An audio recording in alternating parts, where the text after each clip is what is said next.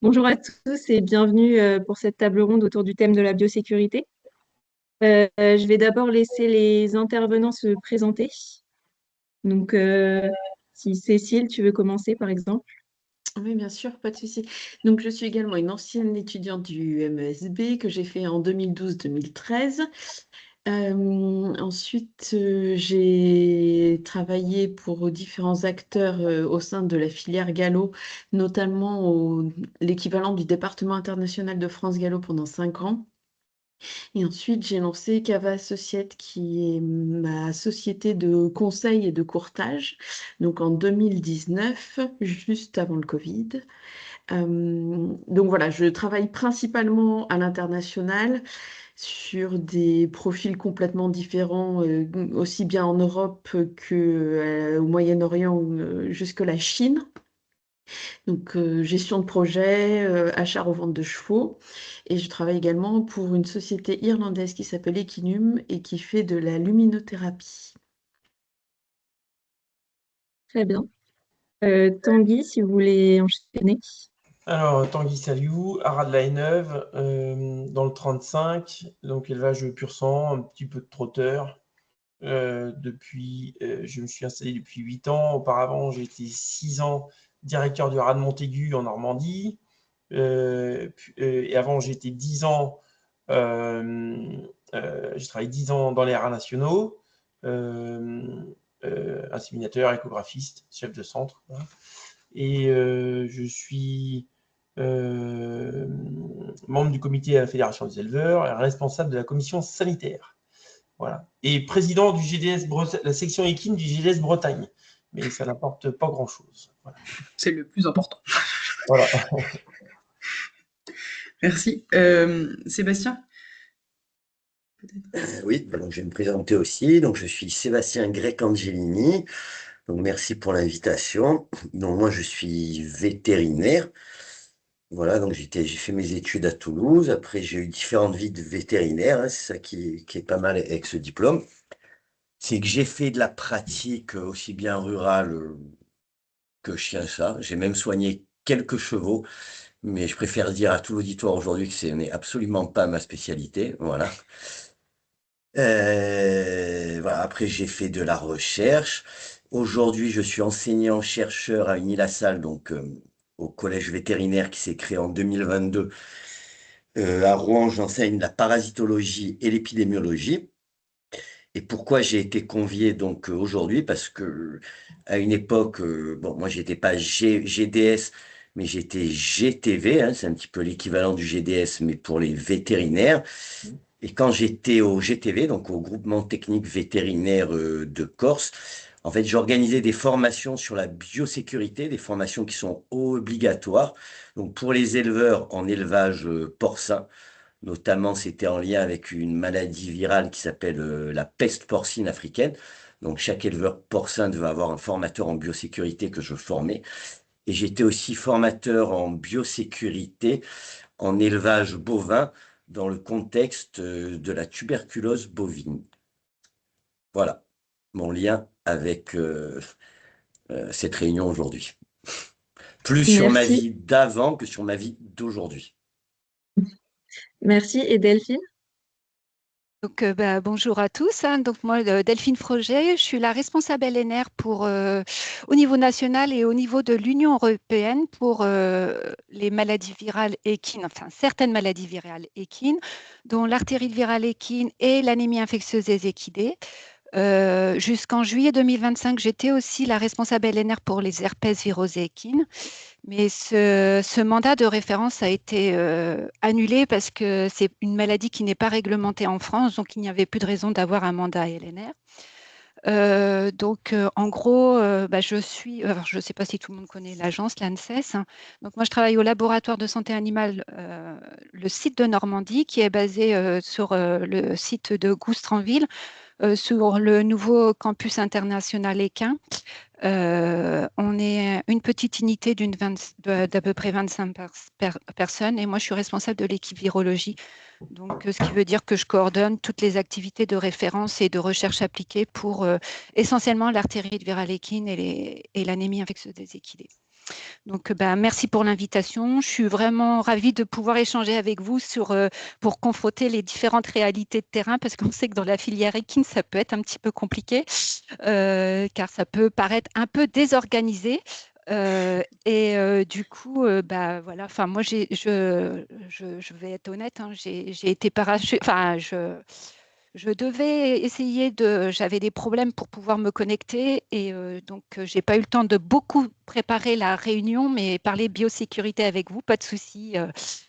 On pourra échanger sur la réalité des terrains qu'on rend compte, nous, en tant que LNR, vis-à-vis des propriétaires, mais aussi vis-à-vis des vétérinaires, vis-à-vis des différentes instances.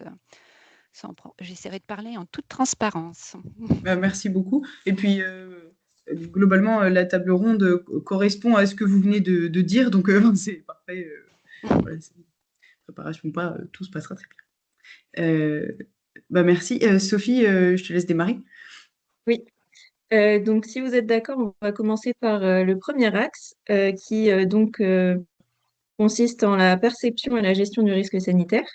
Donc, tout d'abord, dans votre activité, à quel moment un risque sanitaire devient une décision concrète à prendre dans votre quotidien Peut-être on peut démarrer par Tanguy, qui est le plus proche de la réalité, terrain, chevaux actuellement. Alors, donc vous m'avez dit Ouais, dans votre activité, à quel moment est-ce que le risque sanitaire ça devient une décision concrète à prendre?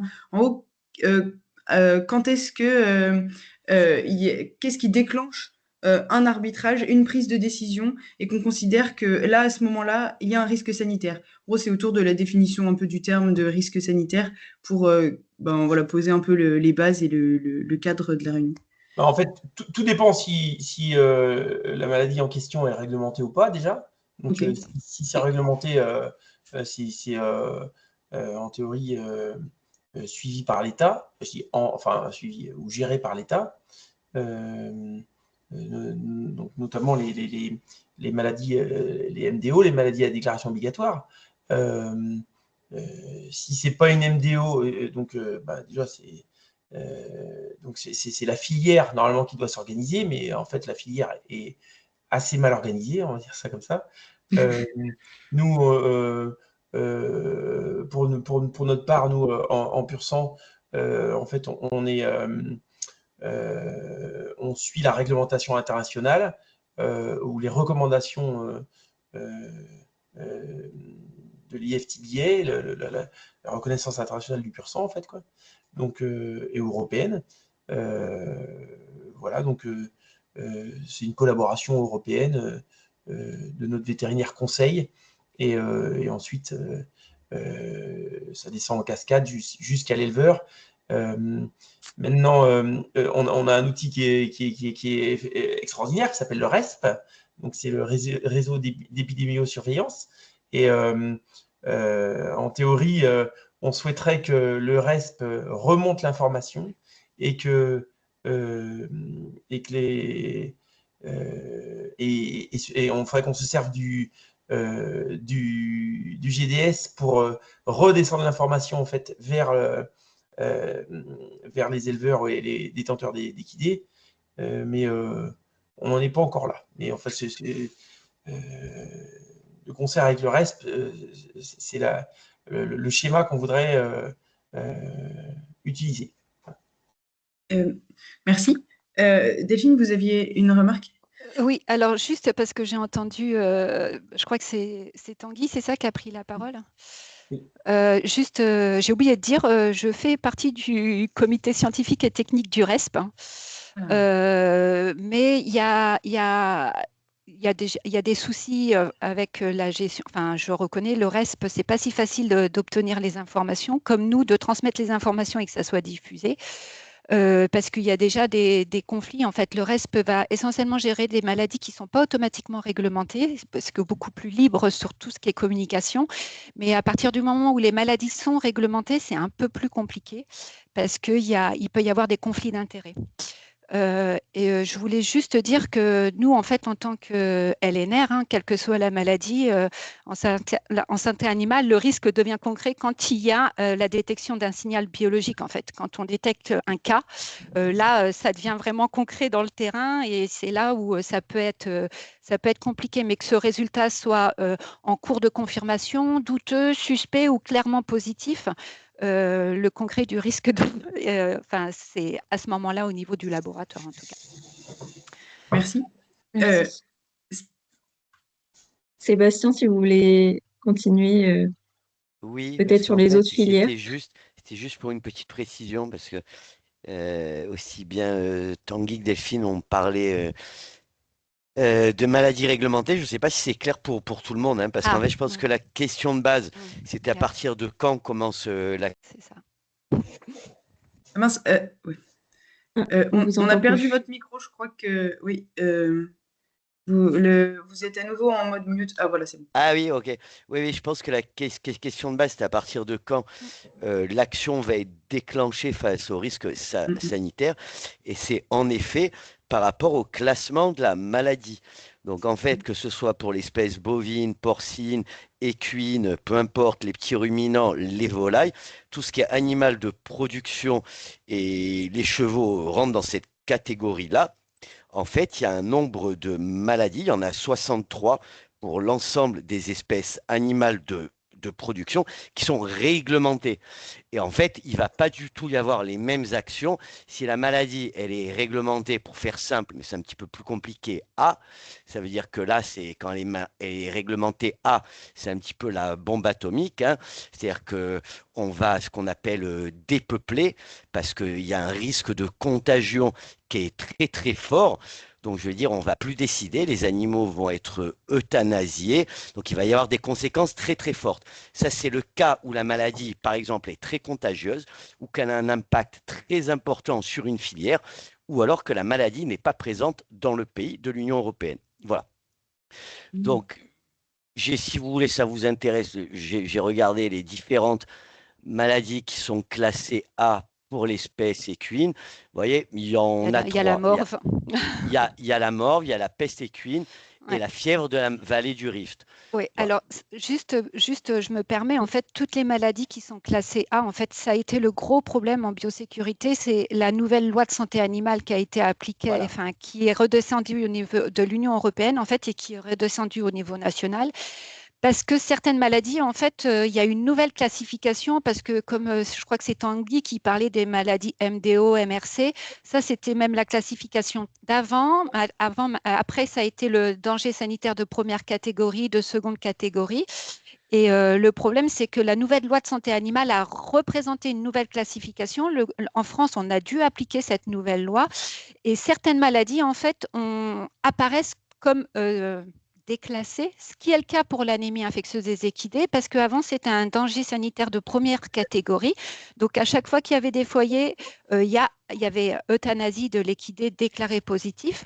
Mais avec la nouvelle loi de santé animale, l'anémie infectieuse des équidés a été classée D et E au même niveau qu'un danger sanitaire de deuxième catégorie, de seconde catégorie. Mais le gouvernement français a fait le choix de garder les mesures pour prévenir la circulation de l'anémie infectieuse des équidés. En fait, toutes les maladies qui sont classées A dans la nouvelle loi de santé animale, ce sont les maladies qui sont absentes au niveau national. Donc, du coup, c'est pour ça qu'elles sont restées en rang A. Le gouvernement ne veut pas que ces maladies rentrent sur le terrain. Et le problème de l'anémie infectieuse, enfin, je parle d'un sujet que je connais, parce que j'ai été dans les... Le problème de l'anémie infectieuse des équidés, c'est que cette maladie circule en France. Donc, du coup, elle n'a pas pu garder son rang A, en fait, au niveau de la nouvelle loi de santé animale. Mais en attendant, même si elle est classée D et E, elle peut paraître déclassée, mais les mesures sanitaires restent les mêmes quand il y a apparition de nouveaux foyers. D'accord. Et ça, donc ces mesures sanitaires qui sont mises en place et elles sont décidées comment pour les arrêtez-moi en même temps si j'ai bien compris, enfin si j'ai mal compris ou corrigez-moi. Une maladie qui était avant classée A dans l'ancien système peut peut-être déclassés aujourd'hui et Apparaître déclassé. apparaître déclassés aujourd'hui, merci. Et pour autant, les mesures sanitaires qui sont appliquées en prévention notamment peuvent rester de même niveau qu'avant qu'elles apparaissent déclassées. C'est ça. Ok. Et vous avez il y a d'autres exemples et aussi, par exemple, même dans les autres filières, Je crois qu'il y a aussi la Dourine. La Dourine, c'est même sûr, avant elle était en danger sanitaire de première catégorie et maintenant elle est classée DE. Et pourtant la Dourine ne circule pas en France, mais c'est un peu plus particulier la Dourine. Ok. Donc c'est une maladie parasitaire. Sébastien, on n'a pas votre micro, mais Je sais pas mon micro. Oui, ce qu'il faut bien comprendre, c'est le système qui fonctionnait avant et qui déclenchait en fait ce qu'on appelait l'action par rapport au risque sanitaire était français. Maintenant, c'est la loi de santé animale là, depuis 2021 qui est européenne. Donc, c'est à peu près la même chose pour tous les pays. Donc, après, c'est ça. bon, moi, je ne savais pas qu'une maladie. Je vais vous donner des exemples pour que vous compreniez. Une maladie qui est classée A, peu importe l'espèce animale, que ce soit les chevaux, tout ça, on dit qu'il y a déclaration, surveillance, prévention, mais surtout, on a éradication immédiate. C'est-à-dire qu'on tue les animaux, on dépeuple directement. Une maladie qui est classée B, c'est encore différent, on est encore loin du E. Après, c'est B, DE, mais je ne vais pas compliquer. B pour faire simple, on doit faire la déclaration, il y a surveillance, il y a éradication qui est obligatoire, mais qui n'est pas immédiate.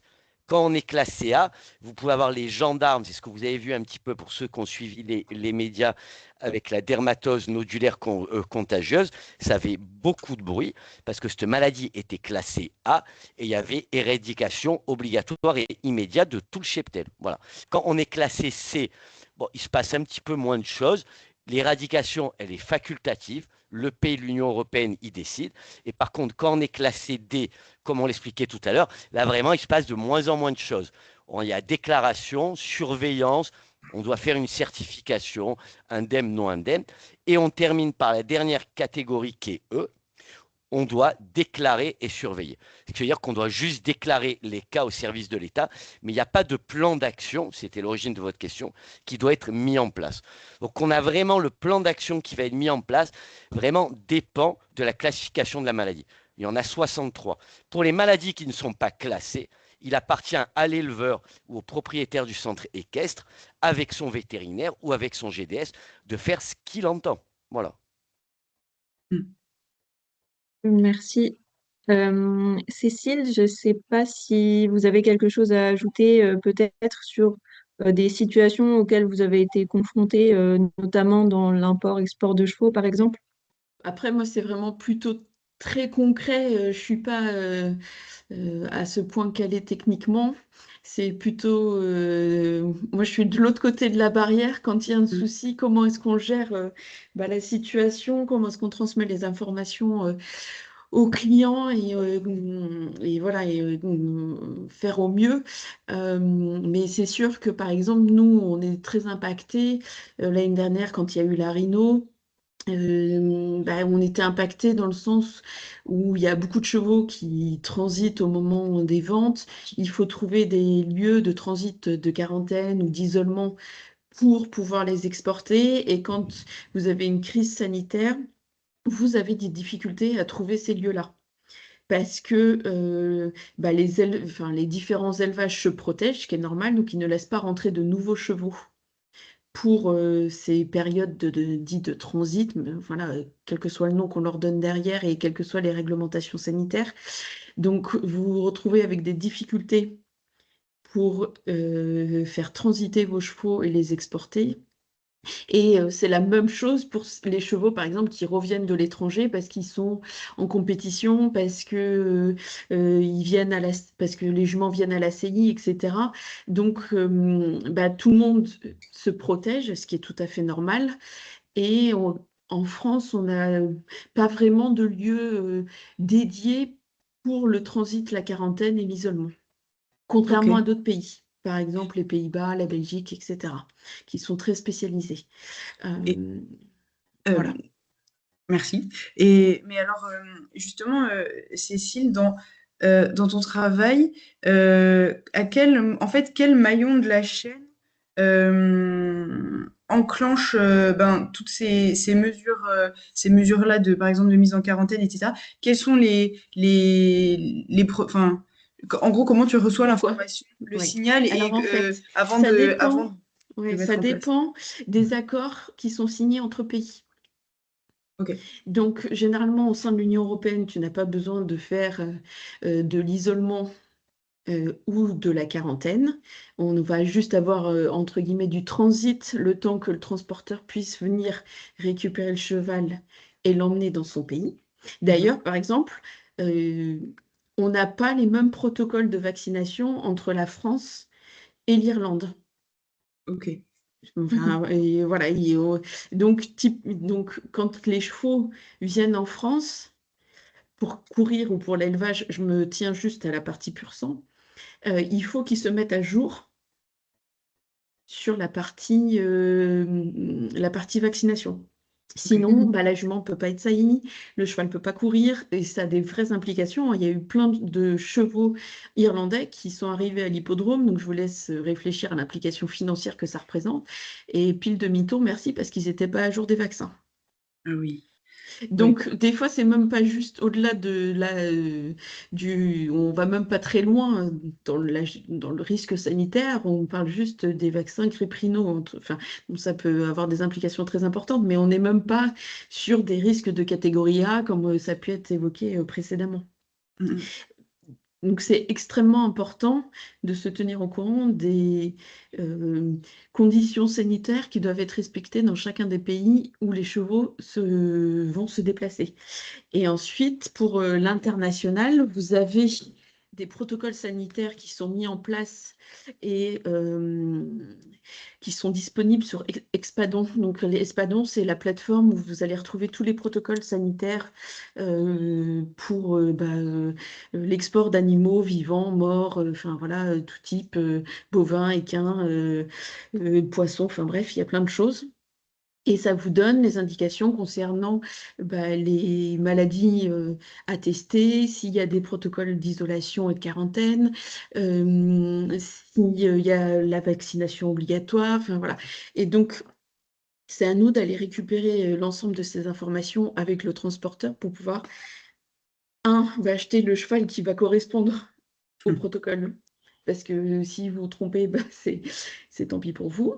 Il ne va pas pouvoir être exporté. Et deux, ensuite, mettre en place les mesures qui sont demandées par le pays qui va recevoir les chevaux pour que le cheval puisse voyager. Et suivant les pays, c'est plus ou moins libre et c'est plus ou moins compliqué. Ok. Et on a une autre problématique, c'est que les DDPP, donc c'est les services départementaux pour la protection, le dernier P, je me souviens plus ce que c'est, mais bon, bref, c'est tout Les ce qui est populations, je crois. animal. Protège des Oui, voilà, populations. population, merci. Donc, chaque DDPP est départemental et chaque DDPP a une lecture différente des protocoles C'est ça. sanitaires. Et ça, c'est extrêmement compliqué.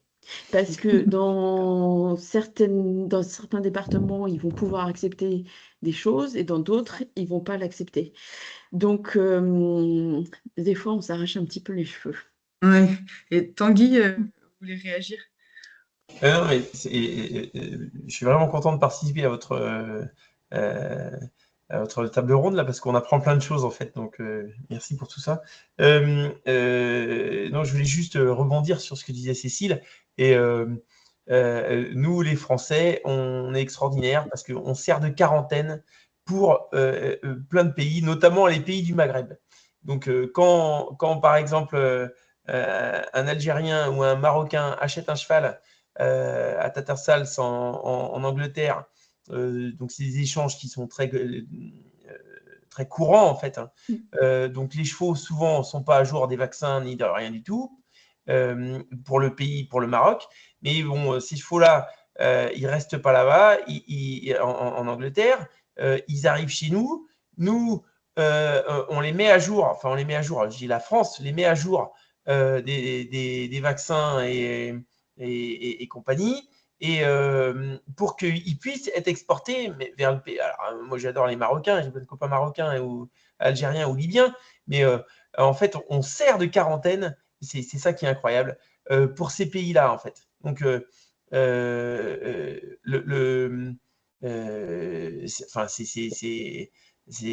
quand même, enfin, c'est incroyable. Il y a souvent des chevaux même ou des camions de poney et tout ça qui arrivent de Hollande ou d'Angleterre ou d'Irlande.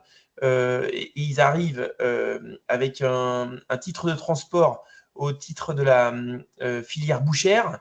Et donc, en fait, c'est pas, dans ce cas-là, c'est un titre de transport pour le camion en entier. Et ils arrivent en France. Ils sont mis enfin, ils sont pas forcément mis en quarantaine. Ils vont directement dans le circuit français, en fait, sans avoir subi de test pour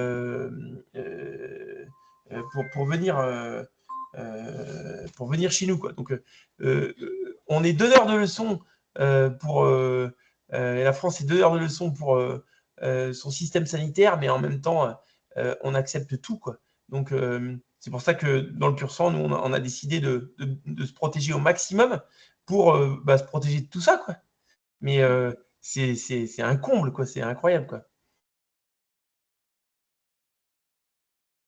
Juste, moi, je mets dans le chat de la réunion des petites slides qu'on fait, nous, quand on fait des formations, en fait, où on présente les différentes catégories de la nouvelle loi de la LSA. Et je vous mets aussi une slide sur les maladies, on dit déclassées, mais qui ne le sont pas, mais voilà, qui peuvent paraître déclassées en fonction des intitulés de chaque catégorie.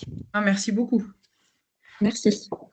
Je ne sais pas si ça va passer, mais j'ai essayé de les mettre. Parce que Si c'est ça, pour ça passe. Ouais, merci. ça peut peut-être vous intéresser. Oui. La première est passée en tout cas. Et la Et deuxième arrive. aussi. La deuxième, c'est bon aussi. Oui. Alors, c'est pas daté, enfin, c'est des présentations que je fais moi quand on fait les formations. Mais voilà, il y a des informations importantes. Merci. Merci.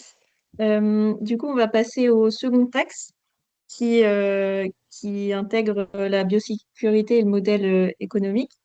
Donc, tout d'abord, je voulais vous demander en quoi les exigences sanitaires transforment-elles concrètement votre manière de produire, de commercer ou d'accompagner les éleveurs, par exemple? Je ne sais pas si Tanguy veut commencer. Alors, en quoi les... Ah.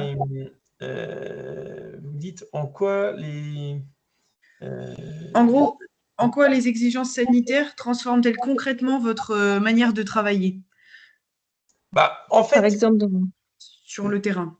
voilà. En fait, nous, moi j'ai principalement des pur sang. Et en fait, alors, ce qu'on fait, c'est pas. On n'est pas les champions, loin de là, mais on essaye de faire les choses correctement. Ouais. Et en fait, on hyper vaccine, nous. On utilise des quarantaines et, et on fait énormément de tests. Notamment l'artère virale, l'anémie infectieuse, la rhino, éventuellement la grippe. Voilà, donc en prélevant nos animaux, en faisant des quarantaines, en vaccinant nos animaux correctement, je trouve que on se protège assez bien, quoi. Je pense que pour la filière équine, je me permets, Delphine, la filière équine, vraiment le gros souci sur le suivi sanitaire des différentes maladies, hein, c'est surtout quand les équidés veulent être utilisés pour la reproduction, en fait. Et donc, Tanguy a raison, hein, la race pur sang, les studbooks sont plutôt, c'est borné, voilà, il y a beaucoup de tests exigés annuellement. Et donc, voilà, cette race-là, normalement, est plutôt, enfin, je ne veux pas dire plus protégée, mais en tout cas, tout est bien décrit dans le studbook de la race. Donc, du coup, mais il y a certaines races qui sont orphelines, en fait, et du coup, pour lesquelles les studbooks ne sont pas très Voilà. Oui, un petit peu moins. Et voilà, c'est ça. Enfin, moi, je sais par exemple pour l'anémie infectieuse des équidés, je ne sais pas si vous en avez entendu parler, mais il y a eu un cas en 2023. C'était, il y a eu un foyer en Dordogne et nous, en tant qu'LNR, nous, voilà, nos activités, c'est dire oui, cet équidé est positif. Et quand on rend un positif, alors comment fonctionne l'anémie infectieuse des équidés? Alors, il y a des diagnostics qui sont obligatoires en fonction des races ou pas, où en gros, c'est soit une surveillance événementielle ou soit une surveillance réglementée. Peu importe, le propriétaire doit faire dépister son équidé vis-à-vis de cette maladie. Si un laboratoire qui appartient au laboratoire de réseau agréé trouve un résultat soit douteux, soit positif, il se doit d'envoyer l'échantillon au laboratoire qui a en charge le mandat de référence, donc nous. Et c'est seulement quand nous, on va dire oui, nous confirmons en tant qu'LNR que cet équidé est positif, que là se met en place toute la police sanitaire en fait. Mais c'est pas nous, le LNR, qui exigeons les mesures de sécurité à mettre en place. C'est en partenariat avec la DGAL, les DD, enfin les différentes DDSPP. Et je ne sais plus qui a dit que, je crois que c'est Cécile, évidemment, les DDCSPP, tout dépend des DDCSPP. En 2023, en fait, comme c'était, alors, j'espère que personne, enfin, en tout cas, dans le département où ça s'est passé, les DD ont été très, très sensibles parce que le cas de positif, en fait, c'était pour un équidé d'une petite propriétaire qui avait son cheval depuis des années, qui n'a démontré aucun signe clinique parce que voilà, l'anémie, c'est asymptomatique la plupart des cas, et qui du coup avait entendu parler de la nouvelle loi santé animale, mais je vous assure, ça a été très très loin en fait. C'est même monté au niveau, en tribunal administratif, c'est monté en Conseil d'État au niveau de l'Europe en fait, et du coup, l'équidé pour le moment est toujours vivant parce qu'elle s'est opposée à la loi française. Et depuis, nous avons eu des nouveaux cas de foyers d'anémie infectieuse des équidés. Et heureusement pour nous, c'était des DD différentes, enfin des départements différents. Et du coup, qui, elles, avaient entendu parler de tout le... Je ne sais pas si je peux dire bazar, mais vraiment, ouais, c'était vraiment ça en fait. Et du coup, qui dès le début a dit on applique la loi et on va vite et comme ça, ça sera fait et ça va éviter à ce que cette maladie circule. Mais vraiment, la biosécurité, moi, je sais qu'en tant que LNR, en tant que responsable LNR, on est vraiment confronté face à certains propriétaires, en fait, qui se disent, mais moi, mon cheval va bien. Donc, vous dites qu'il est positif, mais il va bien. Alors, pourquoi l'anémie? Enfin, il y a toujours des raisons scientifiques, mais parce que tout d'abord, le risque zéro n'existe pas, c'est pas possible. On a beau essayer de mettre toutes les barrières. C'est surtout que l'anémie infectieuse des équidés, en fait, elle reste réglementée. C'est-à-dire, quand il y a un cas positif, le gouvernement, la DGAL, en fait, veut que l'équidé soit euthanasié tout simplement parce qu'on ne maîtrise pas la diffusion de la maladie. Ça se fait par des vecteurs mécaniques. C'est par la piqûre d'insectes hématophages. Et donc, soit vous arrivez à vraiment qu'il n'y ait plus du tout d'insectes tout le temps autour de l'équidé, mais on sait très bien que ce n'est pas possible, ou soit vous isolez certains équidés. Alors, comme le disait, et c'est surtout fonction des pays, en 2023, on a dû faire face à l'argumentaire qu'en Italie, en fait, ils n'euthanasient pas les équidés qui sont positifs pour l'anémie infectieuse des équidés. Et du coup, c'est à nous, on nous a demandé à nous, en tant que LNR, de justifier pourquoi l'Italie n'euthanasie pas, pourquoi en France on euthanasie. Heureusement, nous, au niveau du laboratoire, on a des missions aussi. On est aussi laboratoire de référence au niveau de l'Union européenne. Donc, on a pu contacter nos collègues italiens, en fait, et pouvoir discuter avec eux. Mais voilà, c'est propre à chaque pays. Et des fois, on est confronté maintenant à des personnes, en fait, qui sont bien au courant des lois. Et puis, maintenant, comme on a tout vite fait sur Internet, on a toutes les informations qui peuvent aller dans notre sens. En fait, nous, en tant que LNR, on est surtout confrontés, en fait, aux propriétaires qui sont vraiment dépités de voir leur équidé euthanasié parce que positif pour l'anémie infectieuse des équidés, alors qu'il n'a présenté aucun symptôme, enfin aucun signe clinique, parce que les symptômes, c'est pour les hommes.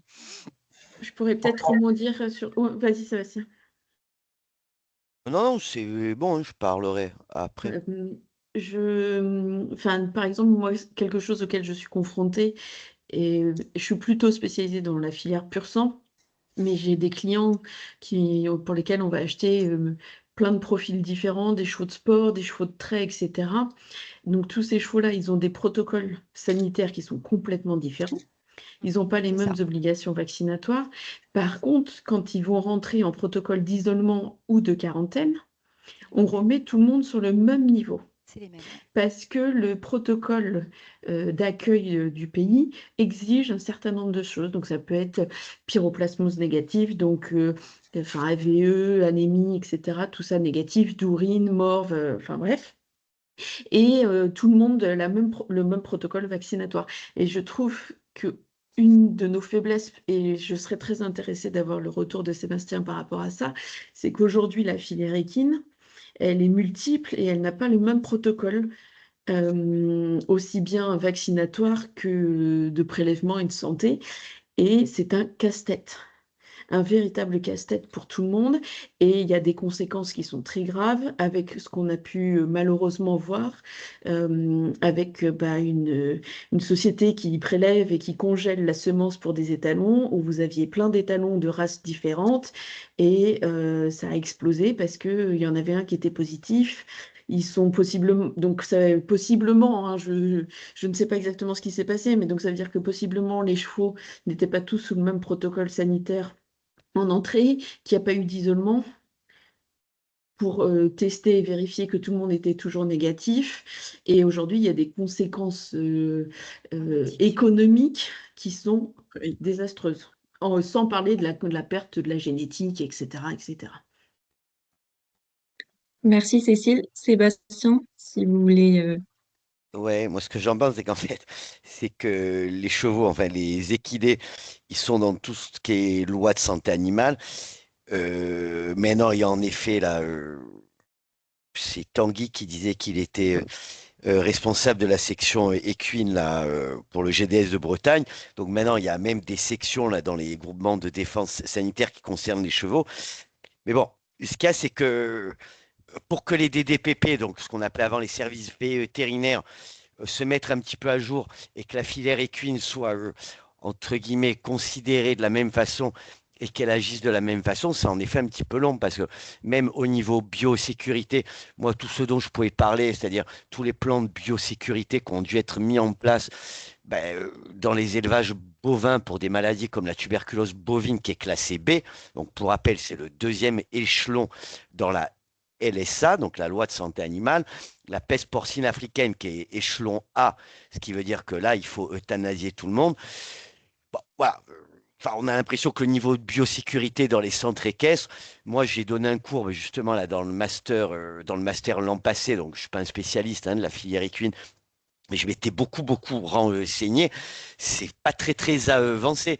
Donc aujourd'hui, voilà, on fait cette table ronde, c'est très intéressant. Mais pour que les gens qui sont peut-être pas initiés à la biosécurité comprennent que normalement la biosécurité et tout ce qui est la loi de santé animale, c'est quelque chose de très rigide et que ça rentre pas, enfin à mon sens, pas très bien encore dans la filière équine. Normalement, tous les propriétaires de chevaux à partir, alors avant c'était trois, mais je pense que maintenant c'est un équidé, ou deux peut-être, je sais plus, sont censés avoir un vétérinaire sanitaire. Un vétérinaire sanitaire, c'est pas le vétérinaire qui vient vous soigner ou qui vous prescrit les vermifuges, c'est un vétérinaire que vous choisissez en préfecture et qui va justement faire toutes les opérations que l'État demande, justement pour ces maladies qui sont réglementées. Et donc, tous les propriétaires équins devrait avoir un vétérinaire sanitaire qui choisisse à la préfecture.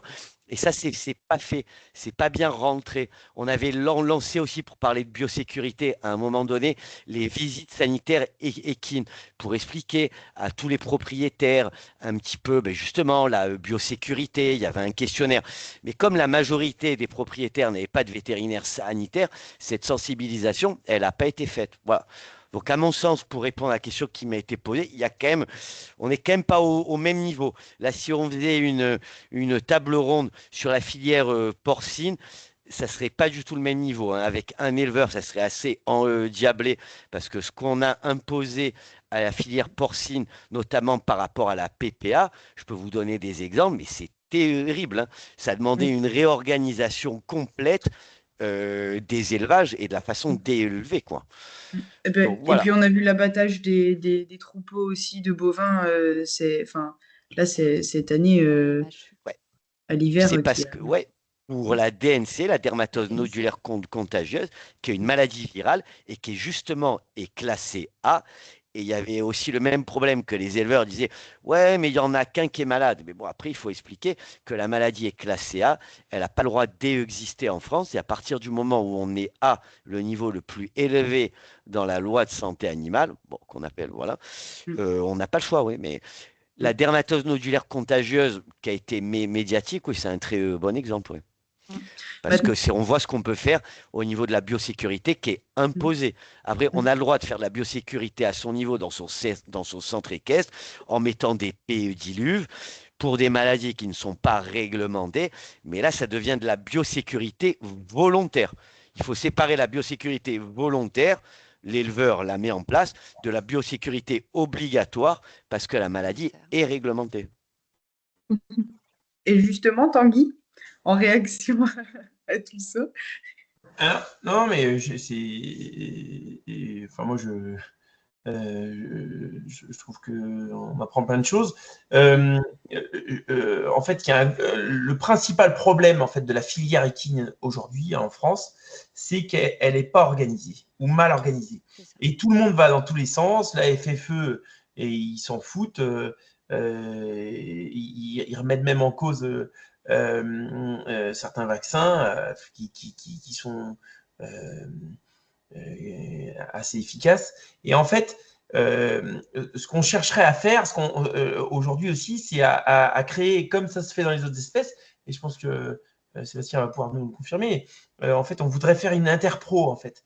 Et si on avait une interpro, déjà, aux yeux de l'État, eh ben, on serait un petit peu plus reconnu, puis reconnu ensemble, quoi. Parce que là, tout le monde est divisé, tout le monde va dans tous les sens. Nous, on essaye, alors dans le pur sang, et les trotteurs suivent hein, les protocoles pur sang. On essaye dans le pur sang alors, on a peut-être moins de soucis financiers aussi que dans les autres espèces, enfin les autres espèces que dans les autres races, ouais. Mais on essaye d'être pas exemplaire, mais voilà, de ne pas être reprochable et en fait, et vecteur de transmission de maladies parce que nos animaux, ils bougent énormément et il y a des gros rassemblements. En revanche, c'est pas le cas chez certains poneys, enfin, dans les rassemblements qu'on voit tous les jours, un peu partout. Donc en fait, création d'une interpro, je pense que ça, pour les gens du MSB, c'est quelque chose qui est intéressant. Et si on arrive à faire une interpro, c'est-à-dire qu'on arrive vraiment à regrouper tous les membres de la filière, et ben en fait, on pourra discuter de sanitaire justement et plein d'autres choses d'ailleurs. Mais on pourra tous se mettre au même diapason, en fait, au diapason pour justement des protocoles sanitaires performants, quoi. Merci Tanguy. Et Delphine, vous aviez quelque chose à ajouter? Alors, moi, il me semble que c'est Cécile qui a fait une remarque sur un foyer. On va parler, c'est sur l'artérite virale équine, dans une structure, justement, comme vous le disiez, qui est une structure pour collecter de la semence, enfin, produire de la semence pailletée ou fournir de la semence fraîche, congelée. Alors juste, je voudrais juste dire, hein, parce que là, nous, on a été impliqués. Cette structure, en fait, mettait en place tous les exigences de contrôle, enfin normaux, en fait. mais pour l'utilisation, enfin pour l'artérite virale équine, mais en reproduction en fait. Mais il faut savoir que cette maladie, elle est aussi respiratoire. Donc du coup, il y a eu certainement un équidé qui est rentré, mais qui a présenté certainement des signes respiratoires en fait, qui était infecté avant d'entrer dans la structure. Mais voilà, le dépistage ne s'est pas passé au bon moment et surtout sur un test de sérologie en fait. Et du coup, on sait très bien, la sérologie, c'est dépistage d'anticorps. Il faut le temps de séroconversion qui est qui peut prendre entre 15 à 3 semaines en fonction des équidés, en fonction de son système immunitaire. Et voilà, la structure s'est trouvée dans cette fourchette-là au moment de l'entrée des équidés, mais avait mis en place tout son protocole sanitaire pour éviter ce genre de problème, mais sans prendre en compte que cette maladie était aussi respiratoire. Mais par contre, oui, ça a diffusé, ça a touché plusieurs races, des races pour lesquelles, enfin des étalons pour lesquels on n'avait pas l'habitude de voir des cas déclarés pour l'artérite virale équine. Ça a eu des conséquences économiques lourdes parce qu'il y a des étalons qui se sont vus, quand c'est l'artérite virale équine, les étalons sont refusés à la monte, à la reproduction, donc leur carnet de saillie n'est pas conforme. Et du coup, oui, ça a eu des conséquences lourdes, mais en soi, les les mesures mises en place respectaient les exigences réglementaires. Et du coup, ça a permis, nous on a été impliqués en tant qu'LNR de recommander des protocoles de mise sous quarantaine quand vous avez des nouveaux équidés qui rentrent dans votre structure, mais c'est pareil pour l'anémie infectieuse des équidés. Mais le problème, c'est que ça peut être des protocoles qui sont lourds, mais voilà, je pense qu'une biosécurité minimale, en fait, revient toujours moins cher qu'une crise, parce que là, franchement, la crise là qu'il y a eu pour l'artérite virale équine, c'est démentiel. Moi, je suis au laboratoire, à l'ANSES depuis 2007, et il y avait eu une grosse épisode aussi pour cette maladie en 2007. J'étais arrivée au bon moment. Et là, franchement, le foyer qui s'est passé c'était en octobre Ouais, 2025. 2025. Sincèrement, c'est la première fois que je vois autant d'étalons déclarés positifs et donc interdits à la reproduction. Mais, mais voilà, c'est des foyers qui circulent et on est pour la biosécurité, on est aussi confronté au fait que certains propriétaires préfèrent ne pas savoir en fait. C'est le cas pour l'anémie infectieuse des équidés. Moi, je le vois même au laboratoire, on a des étudiants qui passent, qui ont des équidés, qui disent ah non, mais moi, je ne veux pas savoir parce que si jamais il est positif, vous allez le tuer. Voilà, c'est les risques pour éviter que ça circule. Mais vous savez, pour le foyer de l'anémie en 2023, même le vétérinaire qui s'occupait de la structure a dit que lui, maintenant, il refuserait de demander un dépistage d'anémie infectieuse des équidés pour des équidés de petits propriétaires.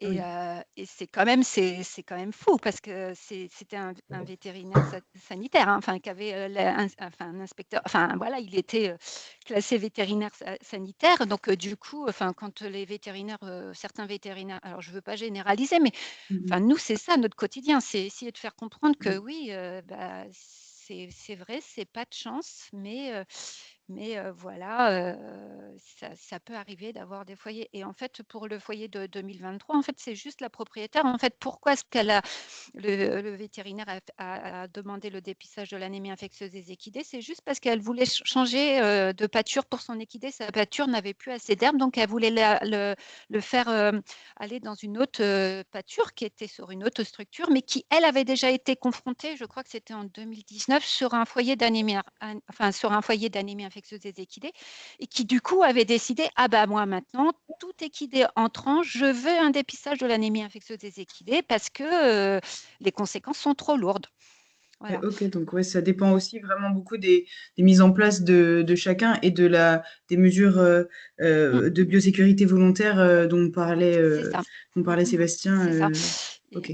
En tout cas, pour l'anémie, nous, on est confronté au fait que tous les foyers déclarés, là, là, c'est pareil, depuis 2007, ce sont des foyers, mais sur des propriétaires qui ont des équidés, mais qui sont plus des animaux de compagnie, en fait, qui n'ont pas et du coup, qui, eux, sont dépités parce que ça leur tombe dessus, mais c'est vraiment le coup de foudre. Et du coup, et puis des fois, ça peut même aller loin, parce qu'il y a eu des menaces de voisins, des menaces qui ont aussi des équidés qui disent non, mais voilà. Moi, je sais que pour le foyer 2023, tellement ça peut prendre des proportions parce qu'on n'a pas concrètement les moyens de dire c'est comme ça et pas autrement. En tant que LNR, moi je sais que j'ai été menacée de mort par la propriétaire, donc du coup c'est jamais très agréable parce que nous on rend un résultat de laboratoire, c'est pas nous qui faisons les lois, c'est pas nous qui les appliquons, c'est pas nous qui gérons. Enfin on peut être amené à aller voir les propriétaires pour leur expliquer voilà pourquoi les mesures sont mises en place, mais c'est au bon vouloir et des DD et des propriétaires. Merci beaucoup. Ouais, c'est effectivement très engageant. En fait, on ne se rend pas forcément compte des risques potentiels que ça peut engendrer en étant plus distant. Cécile, tu voulais réagir? Oui, non, juste rebondir un petit peu sur ce qui a été dit sur voilà, les implications qu'on peut avoir et les problématiques suivant les différentes races. Des fois, je trouve qu'on pourrait avoir des exemples relativement simples pour, en tout cas, les activités qui génèrent des revenus économiques au sein de la filière équine. Je pense à des petits centres équestres, etc. L'année dernière, il y a eu énormément de concours qui ont été annulés suite au foyer de rhino, etc.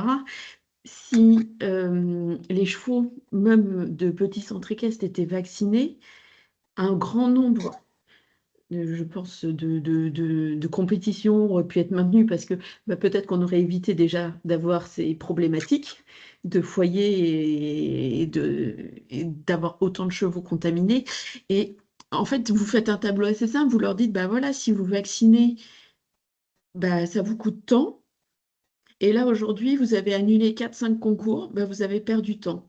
Donc la balance, elle est vite faite. En un concours, vous rentrez dans vos frais de vaccination. Donc, vous protégez, si on parle de bien-être, vous protégez quand même vos équidés. Et 2, économiquement, vous avez quand même un retour qui peut être très rapide et vous pouvez protéger la population. Et les gens ont du mal à le comprendre, et c'est un peu ce que Tanguy disait, où surtout, faut pas trop demander aux gens de la filière loisirs et amateurs. Malheureusement, si, en fait, il faut, pour le bien-être de l'ensemble de la population des chevaux. Oui. Delphine, vous voulez réagir? Oui, je voulais juste dire, oui, pour les herpès virus équines, il y a un vaccin qui existe, mais le problème, c'est que c'est un vaccin qui n'empêche pas la maladie de circuler, en fait. Donc, même si vous faites régulièrement la vaccination, en fait, votre équidé peut être quand même sensible, en fait. Donc, il va être protégé. En fait, c'est un peu le même principe que... Alors, c'est assez déroutant parce que c'est quand même un virus à ADN, donc normalement, ça devrait plutôt bien fonctionner, mais voilà. C'est un peu comme la grippe, en fait, aussi bien quelle que soit l'espèce, en tout cas chez les hommes et chez les équidés, vous avez beau être vacciné contre la grippe, ça ne vous empêche pas d'attraper la grippe, mais seulement vous allez avoir peut-être des signes cliniques qui vont être moins importants. Parce que nous, je sais qu'en 2021, quand on avait encore le mandat de référence pour les herpès virus équines, on a suivi un foyer où tous les équidés étaient normalement vaccinés, en fait, où cette maladie virale a circulé, et je peux vous assurer que des équidés qui étaient censés être vaccinés ne produisaient pas d'anticorps, en fait, on ne détectait pas d'anticorps, en fait. Donc, du coup, et c'est surtout qu'en plus, pour cette maladie, en fait, on est aussi confronté au fait de la survaccination, parce que des fois, les propriétaires, quand ils savent qu'il y a un foyer qui vient d'être déclaré, en fait, même si l'équidé est vacciné correctement, c'est pas vraiment correctement, mais en respectant les recommandations, ils vont quand même refaire une vaccination parce qu'au cas où, si jamais, mais c'est de la survaccination qui ne sert à rien. Et justement, Tanguy, est-ce que dans les courses ou dans l'élevage, il me semble que le protocole de vaccination, il est obligatoire, non, pour la rhino? Oui, alors grippe rhino, effectivement, il prenons l'exemple du pur sang, donc on est passé à une vaccination grippe, rhino obligatoire tous les 6 mois dès l'élevage, en fait. Et sinon, vous n'avez pas le droit aux courses, vous n'avez pas le droit à la repro, vous n'avez pas le droit aux ventes. Voilà, donc, et donc, en fait, ça fonctionne plutôt mieux, même si effectivement, le taux de protection n'est pas non plus extraordinaire, parce que c'est des virus, c'est des vaccins à virus atténués. En fait, on souhaiterait avoir des vaccins à virus vivants, mais ça, l'Union européenne l'interdit. Et même si pendant le Covid, il y a eu des gens qui ont été vaccinés avec des virus vivants et ça ne posait pas de problème, mais bon, voilà. Mais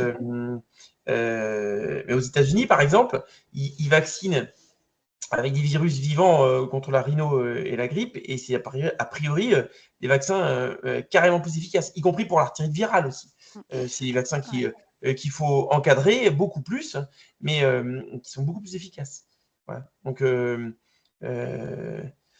moi, je pense que si je me répète, mais si on arrivait en tout cas, à structurer la filière et faire une interpro, eh ben, on arriverait à parler tous unanimement, quoi, et à se mettre d'accord, quoi. Et je pensais, par rapport à ça, justement, Sébastien, est-ce que pour les autres filières agricoles, enfin animales, il y a des couvertures, est-ce que les couvertures vaccinales, elles sont, je sais pas, mieux prises en compte? Je sais pas s'il y a aussi la rhino chez les autres, chez les bovins ou chez les porcs, par exemple. Enfin, bon, j'y connais rien, je suis désolée, mais à titre de comparaison. Les éleveurs, globalement, sont quand même assez sensibilisés à la maladie. En général, ils n'aiment pas trop ça. Là, ce qui s'est passé avec la dermatose nodulaire contagieuse, où ils ont commencé un petit peu à se révolter et même à menacer leurs vétérinaires, hein. Moi, j'ai des confrères qui sont fait menacer.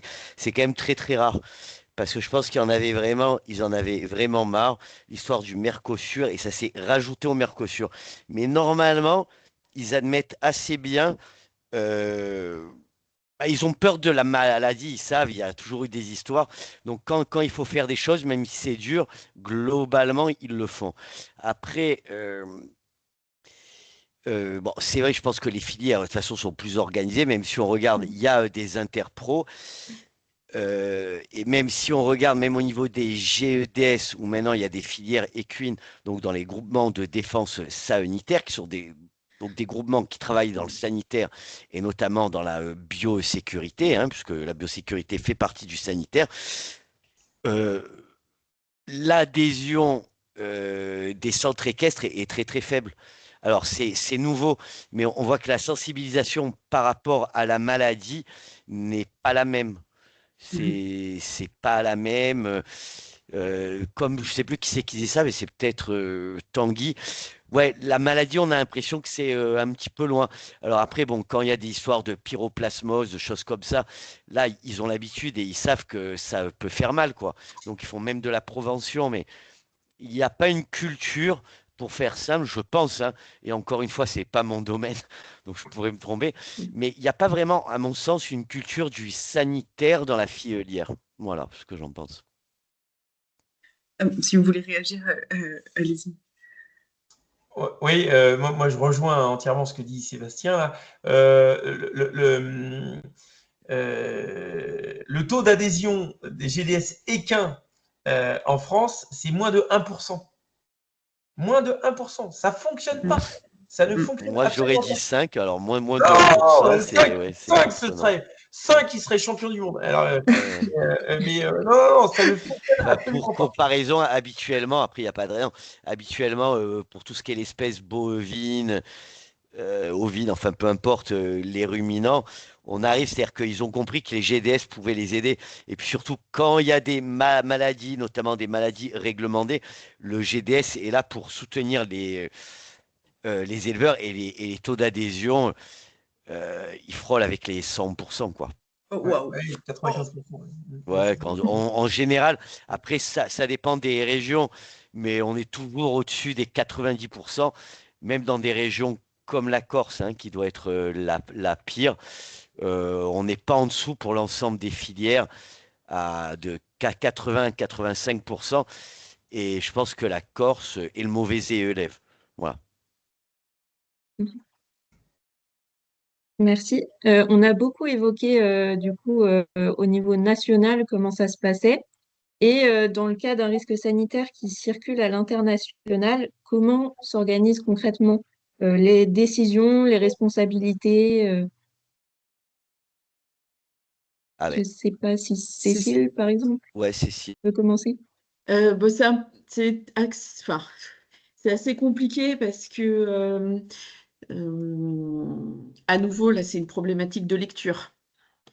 Donc, quand nous, on a eu par exemple les cas de Rhino en France, bah, les agences de vente, aussi bien en France qu'en Angleterre et en Irlande, ont mis en place des protocoles donc volontaires, si je reprends bien les termes de Sébastien, pour éviter, un, de faire rentrer des chevaux positifs sur les complexes de vente, deux, éviter d'être un centre de la maladie, trois, éviter que ça redescende dans les différents élevages où les chevaux allaient être dispatchés. Donc, il y a eu des mesures qui ont été mises en place pour pouvoir prévenir plutôt que guérir. Et je pense que ça vient principalement du fait qu'il y avait des enjeux économiques qui étaient extrêmement importants. Donc c'est pour ça que les acteurs ont mis en place des protocoles volontaires de biosécurité. C'est un peu malheureux, mais finalement, on se rend bien compte que s'il n'y a pas d'enjeu économique, eh ben, en tout cas dans la filière équine, ben, on ne se sent pas spécialement concerné. Après, si on parle de maladies qui circulent intra-muros en France et qui impactent les capacités à travailler à l'international, moi je peux prendre un élément très concret qui est le West Nile et pas plus tard qu'il y a 15 jours, on était encore en train d'en discuter avec Tanguy. Aujourd'hui, le West Nile, qui était principalement cantonné au sud de la France, a débarqué non loin de la Loire et puis va arriver en Normandie dans peu de temps. Et ça a des impacts euh, très, très importants en termes d'échange d'équidés vers l'international. Donc vers l'Union européenne, c'est ce que je vous ai dit, il y a pas de, il y a très peu de problématiques. Par contre, dès que vous sortez des frontières de l'Union européenne, et ben là, c'est le protocole sanitaire d'échange qui s'applique et clairement, on va perdre des pays pour Ok. l'export de chevaux. Et ça va avoir de graves conséquences. Et si on n'anticipe pas, si on ne se met pas en relation avec l'ensemble, à nouveau, c'est ce que disait Tanguy, l'ensemble de l'interprofession qui va parler à la DGL et la DGL qui parle à son équivalent en face, et ben tout le monde va pleurer quand ils vont se réveiller et qu'ils vont se dire ah ben on peut plus, on a ces personnes-là. Ben non, non, trop tard. Oui. Enfin, pardon, du coup, Oui. je me demandais, est-ce qu'il y a une coordination, une chaîne de coordination et de communication qui existe aujourd'hui sur le terrain entre justement le terrain, les vétérinaires, les autorités sanitaires et de recherche et peut-être les institutions, etc., à l'international pour tous ces échanges quand on a une Non, crise? en fait, là, par exemple, le RESP a fait son travail en émettant des alertes. Ensuite, les différentes, enfin, en tout cas, je ne sais pas comment ça s'est passé dans les autres filières, mais nous, au sein de la filière Gallo, la Fédération des éleveurs a communiqué très fortement pour bien expliquer, un, déjà, ce qu'était la maladie. Donc, je trouve que c'est très important de vulgariser les informations, les données scientifiques. Et deux, c'est un peu moi qui suis arrivée en disant, mais moi, par exemple, j'exporte en Turquie, j'exporte en Chine. Aujourd'hui, ça fait partie des mentions, soit d'incapacité d'export vers les pays, soit il faut attendre 6 mois. Et j'ai dit, bah, aujourd'hui, c'est quand même des pays qui comptent. en termes de chiffre d'affaires pour l'activité économique française. J'ai dit, si on n'anticipe pas, bientôt la France sera rouge de partout et on va perdre ces marchés-là. Et suite à ça, moi j'ai contacté plusieurs personnes, donc les agences de vente, la Fédération des éleveurs, etc. Et eux font remonter l'information pour qu'on puisse travailler ensemble et trouver une solution. Par exemple, si je prends le protocole chinois, le département, si un département a un cas positif, le département est interdit d'export pendant 2 ans. 2 ans. D'accord? Et ça, c'est s'il n'y a pas d'autres cas déclarés au cours des 2 ans. Parce que si 3 mois avant l'échéance, vous avez un nouveau cas qui est déclaré, on repart pour 2 ans. D'accord. Donc, pour un cas, ça se trouve, c'est un cheval qui venait peut-être d'Espagne, qui vient de rentrer de compétition, donc qui n'a pas forcément été contaminé chez nous. Vous vous retrouvez avec une interdiction d'acheter et d'exporter des chevaux issus de ce département. Et si le cheval a été dans ce département, il faut qu'il attende 6 mois avant de pouvoir être réintégré dans un protocole. Donc c'est extrêmement compliqué. Et c'est à nous d'aller voir les autorités pour qu'on puisse trouver une solution afin de résoudre ces problématiques économiques, parce que de toute façon, ces chevaux, ils sont testés, donc s'ils sont négatifs, ils sont négatifs, soit on met en place un protocole vaccinatoire, soit on met par exemple des limitations, peut-être pas au département, mais sur un secteur kilométrique, en disant autour de 10 km de ce point-là, il faut trouver la juste mesure pour que l'ensemble des acteurs, aussi bien sanitaires qu'économiques, se retrouvent et puissent avancer ensemble. Et si on n'anticipe pas, c'est toujours une fois qu'on est pied au mur qu'on essaye de faire bouger les choses. Et c'est extrêmement compliqué. Pour une maladie qui, a priori, est déjà en plus présente dans ces pays-là. Et, Oui, et c'est la même chose pour la effectivement. pyroplasmose. On pourrait en donner des milliers des cas comme ça. Effectivement, donc c'est nécessaire de modifier donc ces contraintes réglementaires. Tanguy, vous aviez quelque chose à ajouter? Non, mais je trouve que l'exemple de Cécile est pertinent et il faut vraiment que on arrive à s'organiser, à organiser la filière en fait. La DGL souhaiterait qu'il y ait 70% au moins des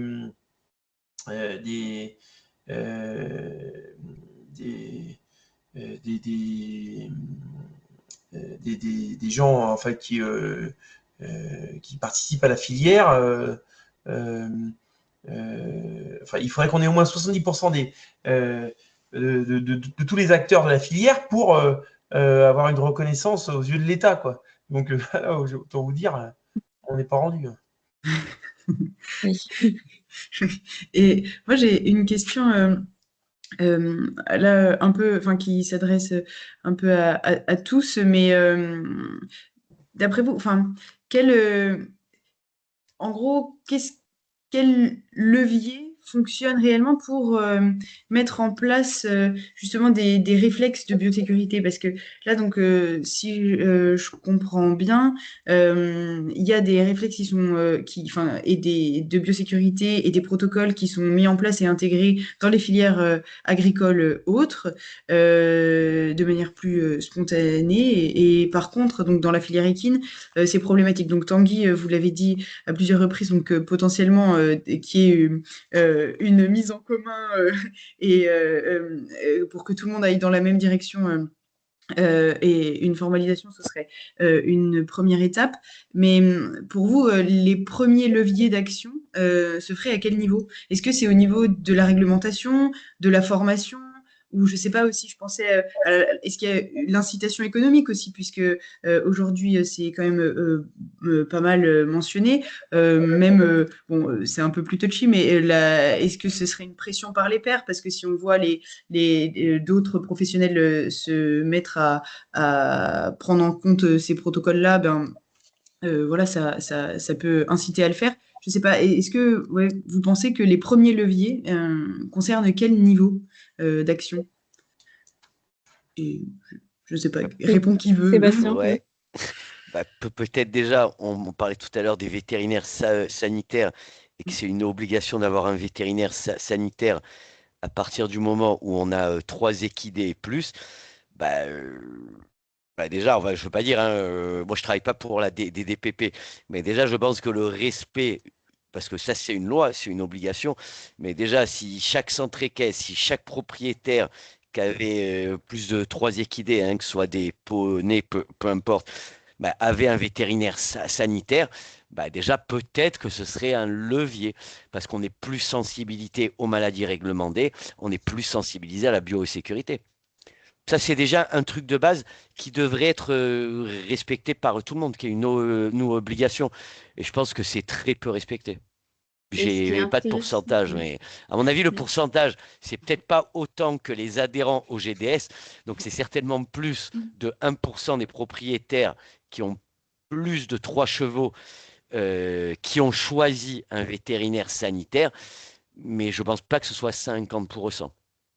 Ce qui est très Voilà. intéressant dans ce que dit Sébastien, je pense qu'en plus, on a les moyens d'identifier ces gens-là Ah oui. assez facilement. Et on pourrait dire, vous avez 1 an pour vous mettre en conformité, sinon, vous avez une pénalité. Et c'est malheureux à dire, mais si on ne touche pas au portefeuille, il ne se passe rien. Ouais, vous confirmez, Delphine? Oui, alors c'est juste les moyens, on n'en a pas tant que ça parce que je vois, nous, quand on a suivi des foyers, des fois, on peut être impliqué. Je suis désolée, c'est les 25 ans de ma fille et du coup, tout le monde commence à arriver. Oh, pas de Euh, problème. Du coup, nous, on a été impliqués dans le suivi épidémiologique, en fait, pour toujours essayer de retrouver le fameux cas zéro, mais on a je ne sais combien d'équidés qui ne sont pas déclarés, qui Oui, ne oui. sont pas pucés, qui ne sont pas… Et du coup, alors quand on a des foyers d'anémie, du coup, il y a des obligations pour tout mettre en place. Et puis, alors, on a le soutien de l'IFCE. Quand c'est ça, nous, on peut demander le soutien de l'IFCE, des contrôleurs de l'IFCE. Et ils font ils circulent autour de la structure où le cas a été déclaré pour imposer le puçage de l'équidé. Mais je vous assure, au niveau des petites structures, il y a masse équidés qui ne sont pas pucés, hein. Ah oui. Et donc, ils sont absents de tout radar. C'est la responsabilité, le fin fond de Je suis l'histoire, d'accord. c'est la responsabilité des maires, des Oui. maires des communes. Mais, parce que les maires des communes doivent normalement répertorier tous les chevaux qui sont sur leur commune. C'est ça, nous. Mais ils ont autre chose à faire, hein. Ouais.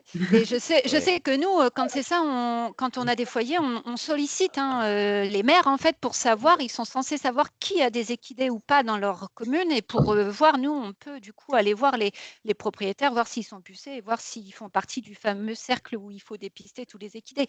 Mais voilà, nous, en tout cas, le concret dans le terrain, c'est qu'il y a énormément d'équidés qui sont inconnus au bataillon, quoi. C'est en terre d'art. Ah, Petit merci. exemple sanitaire intéressant à l'international.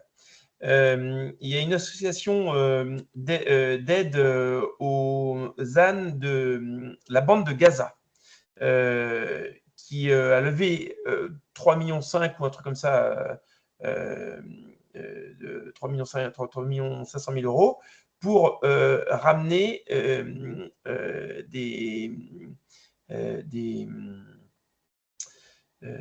des ânes qui étaient un peu estropiés ou mal nourris et compagnie qui venaient de la bande de Gaza. Et donc, les ânes arrivent en avion jusqu'à Francfort. Francfort, c'est pour le transport des animaux à l'international, c'est une grosse plateforme. Donc, ils venaient de Gaza à Francfort. De Francfort, ils partaient et ils sont partis partout en France. Il y a eu, je crois, en 2024, il y a eu, je crois, 1000 ânes qui sont venus de la bande de Gaza. Et il y a une maladie dont on parle tout à l'heure, par exemple, on parlait tout à l'heure enfin, il y a eu assez peu de tests en fait parce que il y a des accords internationaux avec Israël et la Palestine et donc du coup tous ces ânes-là se sont éparpillés en France et ça posait de problème à personne. On a parce qu'il y a des accords internationaux et a priori ils étaient testés avant de partir et ben, on peut voir l'émergence de nouvelles maladies arriver comme ça. Je pense aussi auparavant avec l'Afrique du Sud, il y avait énormément de restrictions et d'importation et enfin, c'était même pas possible. Et ça y est, les frontières se sont ouvertes et dans les années qui viennent, on risque de voir apparaître des nouvelles maladies dont on ne connaissait pas en fait, quoi. Parce que il y a des farfelus qui font sous prétexte de bien-être animal ou de je sais pas quoi, on faire venir des animaux du monde entier en, sans contrôler ou en contrôlant partiellement ces animaux, quoi.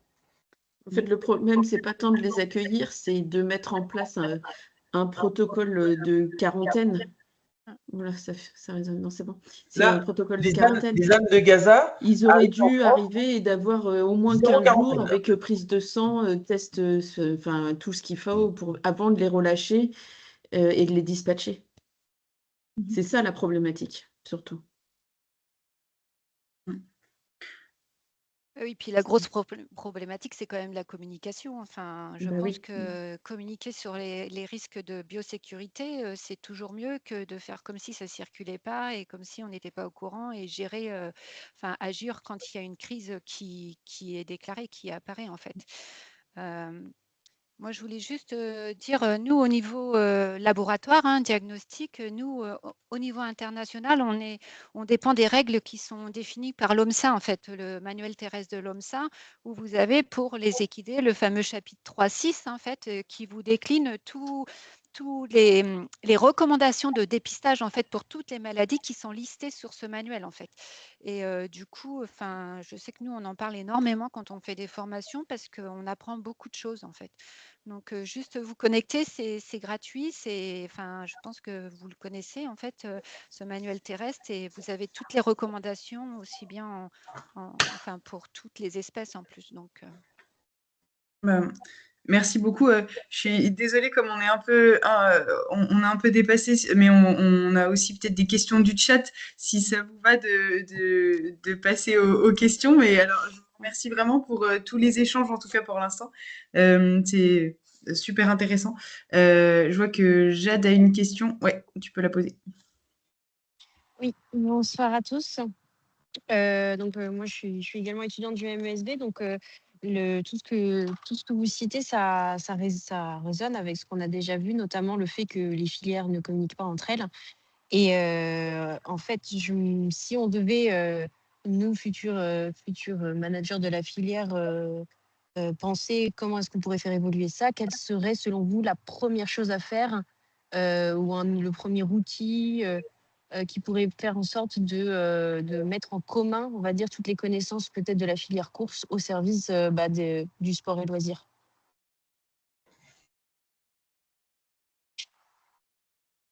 enfin, moi, je trouve que pour répondre à cette question, ça dépend à quel niveau on se situe. Oui. Parce que, en gros, le monde scientifique, lui, il a besoin de précision. En fait, il a besoin d'être sûr du rendu du diagnostic. Au niveau réglementaire, administratif, ce qu'on veut, c'est sécuriser, protéger la population équine. Et le terrain, lui, ce qu'il veut, c'est que tout doit se faire rapidement et avoir tout rapidement et le plus rapidement possible en évitant de perdre trop d'argent. Parce qu'en fait, pour la filière équine, enfin moi je sais, quand il y a vraiment un enjeu économique qui est énorme en fonction des maladies et qui peut avoir, alors ça peut être un levier de menace, hein, je ne sais plus, je crois que c'est Cécile qui disait ça, ça peut être un levier de menace, c'est l'enjeu économique, hein, parce que voyez-vous, pour l'artérite là, qui a circulé en octobre 2025, pour certains propriétaires, hein, je crois que ça se chiffrait 1 million de pertes de chiffre d'affaires par an tant que l'équidé est interdit à la reproduction. Donc ça, c'est un bon levier. Ce serait donc plutôt de la communication. En fait, ce serait C'est la basé sur la communication. communication En fait, je pense pure et que, dure moi, en et tout cas, oui, c'est ça. Moi, je pense que vraiment, le message important dans la biosécurité, c'est qu'il vaut mieux faire de la prévention plutôt que de la gestion de foyer, en fait. Parce que la prévention, alors, ça ne veut pas dire que ça ne peut pas arriver, mais vous limitez les risques d'avoir des nouveaux foyers, en fait. Et le problème de la prévention, c'est le discours. Il ne faut pas être alarmiste, mais il faut vraiment avoir un discours de prévention. Je ne sais pas si les autres personnes sont d'accord avec moi, mais vraiment, dans la biosécurité, la prévention, c'est vraiment important. Donc, la communication, quoi. Et des fois, il y a des gestes simples qui Mm. permettraient de réduire les risques de manière drastique. C'est simple, on rentre dans l'écurie, on passe par le pédiluve et on se nettoie les mains avec du gel désinfectant. On en ressort, on fait la même chose. On va dans une autre aile d'une écurie, et on recommence. Et c'est des gestes simples qui permettent, pas d'endiguer, mais en tout cas de limiter fortement. Et C'est ça. ça ne coûte Ouais. pas grand-chose en fait. Et ça coûte pas très cher d'acheter de quoi faire un pédiluve et de mettre des bouteilles partout de désinfectant versus de ce que disait Delphine, de gérer la crise a posteriori. Et, et effectivement, la communication et puis des fois les chiffres. Exposer des chiffres aux gens en leur disant, Ouais. voilà, ça coûte tant versus une fois que tu as l'écurie qui est en quarantaine, tu peux plus exercer, tu peux plus rien faire, tu n'as plus de rentrée économique, voilà ce qui se passe. Et ça permet d'ouvrir les yeux en fait aux gens de manière assez concrète parce que on est clairement moins sensibilisé que les autres filières animales sur ces problématiques-là. Donc, ça commence dès l'école et ça doit Ça se passe suivre vraiment en par fait tout au long de la vie de l'exploitant.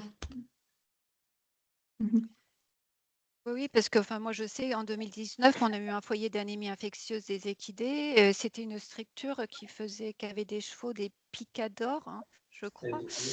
Et du coup, lui il avait plusieurs équidés qui ont été déclarés séropositifs. Il a vu son activité complètement stoppée parce que les équidés ont été euthanasiés en fait. Et donc, mais ce qui est malheureux à dire, c'est que ce propriétaire a dit plus jamais j'accepterai d'équidés dans ma structure si j'ai pas un dépistage anémie. En fait, voilà, les maladies sont gérées que quand les petites structures, alors c'est pas pour rabaisser les petites structures, mais voilà, quand les petites structures sont confrontées à des foyers en fait. Et c'est là où il y a une prise de conscience du risque sanitaire. Et après, voilà, on est aussi confronté à certaines personnes qui sont un peu, opposées à toute proposition de mise en place de mesures de sécurité sanitaire. Moi, je suis obligé de vous laisser parce que j'ai une jument qui va pouliner là. Donc, écoutez, bonne soirée à tous et merci pour Merci l'échange. beaucoup Tanguy, merci d'avoir été présent. beaucoup. Au revoir. Ouais, au revoir. Au revoir. Alors, oui. Les aléas du terrain. Ouais, les aléas du direct. Faustine, tu as une question aussi? Oui, alors, est-ce que justement, on a parlé des normes et tout ça qui allaient être possiblement, enfin, qui potentiellement, pardon, pourraient être renforcées. Est-ce que du coup, ça créerait pas une espèce de sélection économique des acteurs qui seraient capables d'exporter et du coup, un risque de concentration de la filière ou pas? Non, parce que des fois, on a l'habitude, je prends la main, mais on a l'habitude de voir effectivement les grandes maisons qui ont déjà des box d'isolement, etc. Mais même si tu as un cheval qui est malade et que tu es une petite structure, d'avoir un box d'isolement éloigné des autres de 50 mètres pour pouvoir te dire, mon cheval, il est malade, je ne sais pas encore ce qu'il a, et par prévention, je le mets à l'écart. Mais même pour toi, si on reprend le cas de la structure avec uniquement 3 chevaux, ben, ça permet de protéger les 2 autres et d'éviter les frais supplémentaires de vétérinaire parce que bah, ils se sont tous contaminés les uns entre les autres. Euh, donc, on n'est pas obligé d'avoir une énorme unité de quarantaine ou d'isolement, mais en avoir une de 1 à 3 box en fonction, par exemple, de ta capacité d'accueil de ta structure, ça fait écho. Et c'est pas de l'argent jeté par les fenêtres, c'est quelque chose que tu vas amortir très facilement parce que tu éviteras d'autres frais ou d'autres pertes financières par ailleurs. Delphine, vous voulez réagir? Oui, je voulais juste préciser, enfin ajouter à ce que disait Cécile tout à l'heure. Cécile parlait des gestes, en fait, des gestes qui peuvent limiter la. Alors là, nous, pour le foyer d'artérite virale équine, tous les dépistages étaient corrects, mais seulement comme ça a circulé au niveau respiratoire, en fait. Mais le problème, c'est que les personnes qui s'occupaient des équidés, hop, prélevaient l'équidé, un petit câlin par-ci, et hop, aussitôt aller prélever un autre équidé, mais sans se laver les mains. Donc, bah, évidemment, le risque de. Alors, c'est une maladie respiratoire, donc bah, c'est comme la Covid. C'est, bah, voilà, ça va très très vite et du coup, ben, l'infection peut aussi se faire, voilà, par des gestes enfin, vraiment des gestes de sécurité, de prévention sanitaire où bah, voilà, quand on a une suspicion, on va isoler le cheval et si on le prélève, on va se laver les mains quand on va toucher un autre équidé. Enfin voilà, c'est des petits gestes, mais qui ont une grande importance dans la diffusion des maladies, du moins les maladies virales. Merci Delphine. Je ne sais pas si encore quelqu'un d'autre a une dernière question.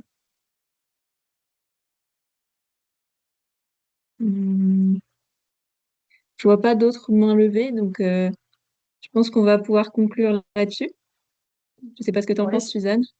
Oui, moi j'avais peut-être éventuellement juste une dernière question qui est sur un peu, enfin, qui est de dire si aujourd'hui il devait y avoir à nouveau une crise sanitaire majeure qui survenait, en gros, qu'est-ce qui fonctionnerait mieux qu'il y a 5 ans avec la grosse crise de rhino qu'il y a eu? Est-ce que aujourd'hui on est fort de cette expérience?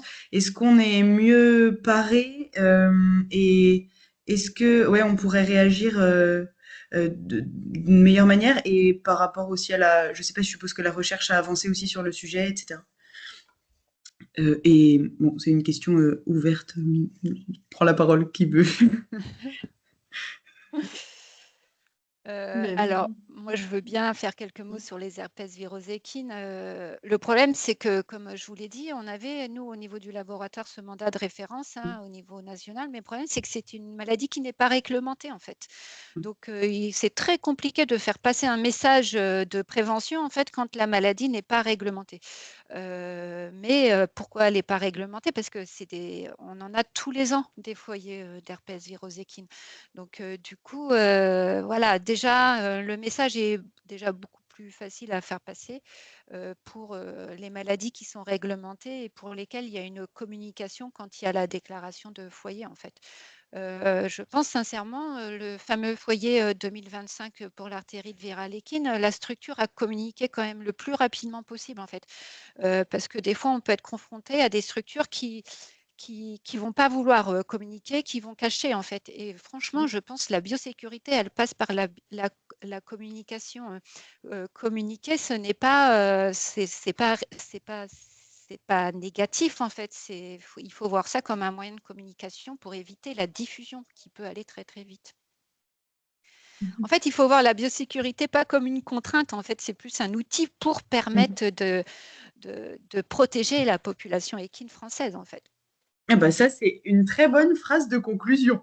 Non, mais c'est vrai, enfin, franchement, c'est vraiment.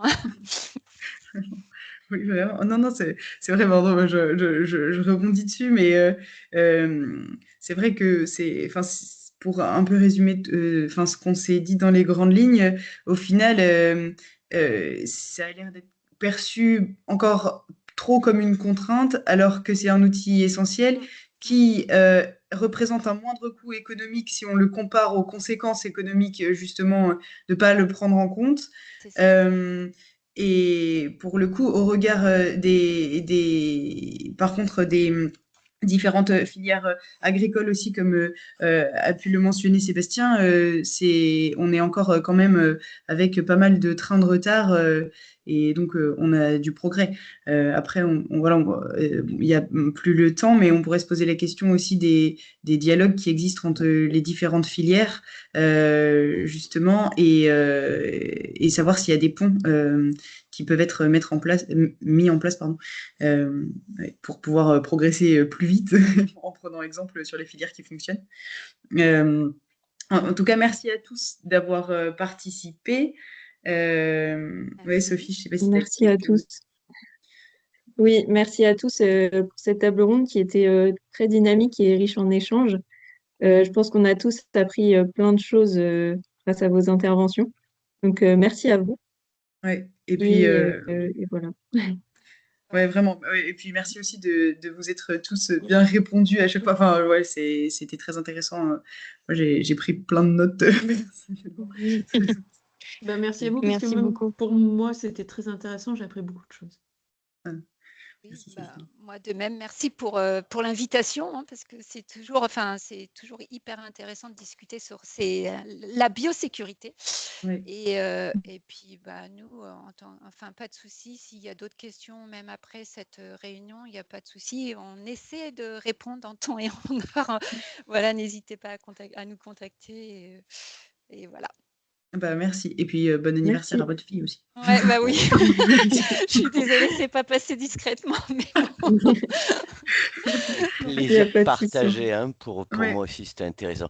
Encore une fois, hein, je ne suis pas un spécialiste, hein, de la filière équine, mais vraiment, quand on parle de biosécurité, vraiment, les concepts, c'est les mêmes pour tout, quoi.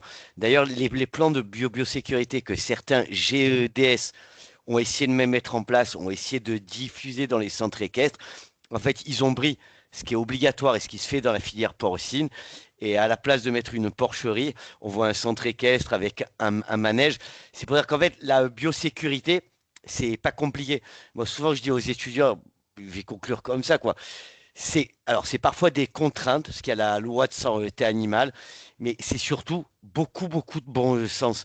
Les gens pensent souvent, moi, quand je faisais des formations aux éleveurs, que je leur dis, il faut faire ça, il faut faire ça, ils pensent, oh là là, la loi, c'est compliqué. Mais quand ils réfléchissent, ils comprennent qu'en faisant des petits trucs, parfois, ils trouvent la solution eux-mêmes. C'est-à-dire des solutions, il faut juste réfléchir.